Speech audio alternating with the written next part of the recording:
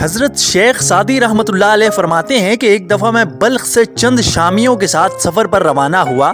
ان دنوں قزاق اکثر قافلوں کو لوٹ لیتے تھے اور ہمیں بھی راستے میں ہر لحظہ قزاقوں کے حملے کا ڈر تھا۔ ہماری رہبری اور نگہبانی ایک قوی الجثہ نوجوان کر رہا تھا۔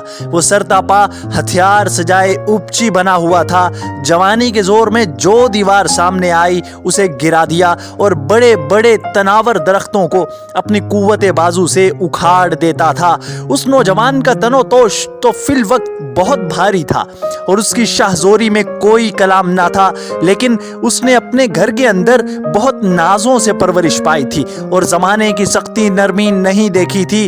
اس سے پہلے اس نے نہ کبھی سفر کیا تھا، نہ اس کی آنکھوں نے کبھی شاہ سواری کی تلواروں کی چمک دیکھی تھی، اور نہ اس کے کان دلاوروں کے نعروں اور جنگی نکاروں کی آواز سے آشنا تھے۔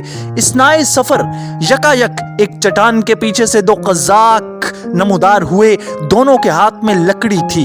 انہوں نے ہم سے لڑنے کا قصد کیا تو میں نے اس نوجوان سے کہا، دیکھتا کیا ہے، آگے بڑھ اور ان کا کچومر نکال دے۔ لیکن میری حیرت کی انتہا نہ رہی جب میں نے دیکھا کہ نوجوان کے ہاتھ سے کمان گر پڑی اور اس کے بدن پر لرزہ طاری ہو گیا۔ ناچار ہم نے اپنا مال و اسباب اور ہتھیار قزاقوں کے حوالے کیے اور اپنی جان بچائی۔